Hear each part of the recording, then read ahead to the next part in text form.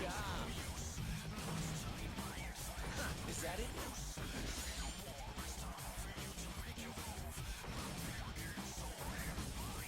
Is that it?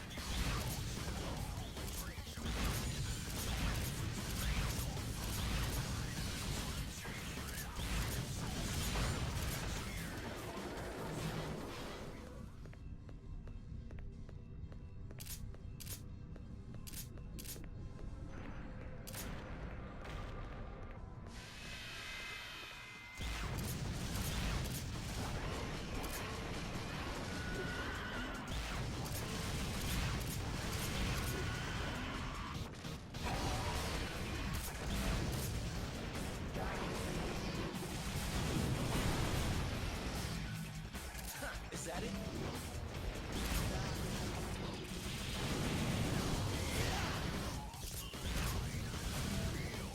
Is that it?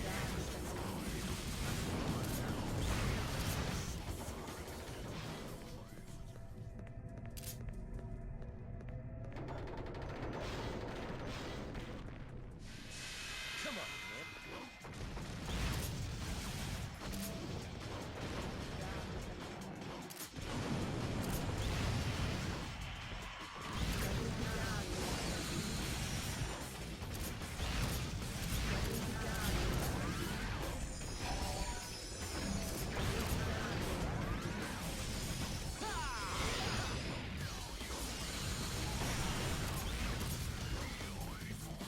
Is that it?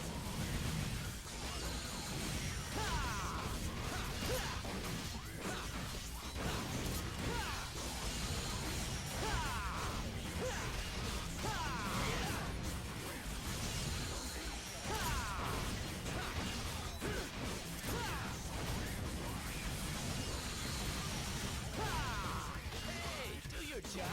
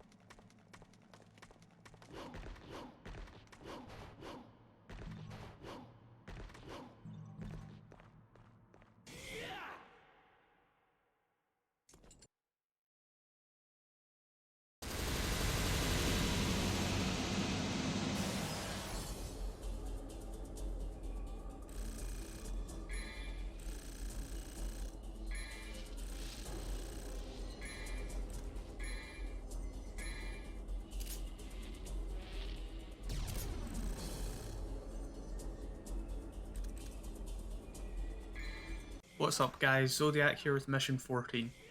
With Royal Guard there is some demolition ahead, so stay tuned.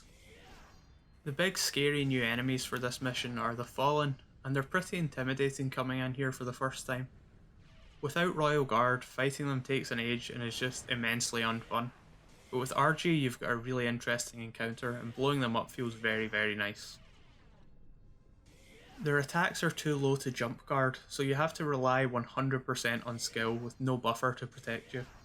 Timing this to deal with two enemies that can use two different attacks at very similar timings took a lot of work, but now that I can deal with them handily pretty much every other try, they're one of my favourite enemies to fight. If you're not using Royal Guard, you'd be smashing their wing shield and attacking them that way, but because of this style choice, it's much easier to let them keep it since their attacks are much easier to deal with. By hitting a Just Guard, they get knocked back and open themselves up for attacks. By guarding both of them, then using an explosion, they'll stack and hopefully synchronise, although quite often they'll be a few frames apart from each other, or maybe pick different moves altogether, so you're not out of the hard part yet. If you use a Just Release on them, it will unfortunately hit their shield, so staggering them and doing a regular release is the only option. With a full explosion, a fully charged release, and then another smaller explosion, you can kill them both at the same time, but they need to cooperate for that. As long as you kill them both before the third one spawns in, you should be good to go. If you kill one after it does, the fresh one will be put into Devil Trigger, and because it's on full HP before gaining it, it takes about 40 minutes to kill, it feels like. When there's only one left, it's smooth sailing. It's pretty easy to parry its swings when there's only one, and I use it to farm up both my meters for the next fight. The Temperance Wagon is like a relaxing holiday after the Fallen. Kalina Ann keeps the first wave knockdown, and you're free to style on them. And although the Hell Vanguard is accompanied by two gluttonies, they can be eliminated instantly with an explosion. This is a really nice place to fight a Hell Vanguard. You come into it with a full Royal Guard meter and the camera is set perfectly so you can easily avoid or block all of the attacks. The chess maze isn't too hard, but those knights can mess you up. Because of the strategies I used for Fallen and the Railcar, I have a serious orb buffer so I can play like a total coward against these guys and not worry about style. Getting rid of the knights as fast as possible and then taunting the rook for meter is all you need to do here. Even though it has a million HP, on its own the rook is only going to hit you if you make a really horrible mistake. The strategy for the pawns is pretty similar. Be safe, farm meter, don't worry about style. They have big tails, so if you don't do anything stupid, this room is smooth sailing. The second night room is really the last actual challenge in this mission. The final two rooms are completely free. Fortunately, it's easier than the first one. The rook has been replaced by a bishop, which has a similar attack, but much longer build up and a far better audio cue. Clear out the knights and you're good to go. The last room is a very odd bit of game design.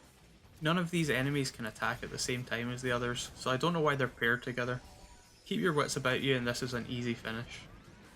I don't like using the statues too much if I can avoid it, but the end section here is such a luck-based crapshoot without Quicksilver, and you don't want to take any chances at this point, so I play it safe at the cost of looking less cool. I'm Zodiac, that was Devil May Cry 3 Mission 14, thanks for watching.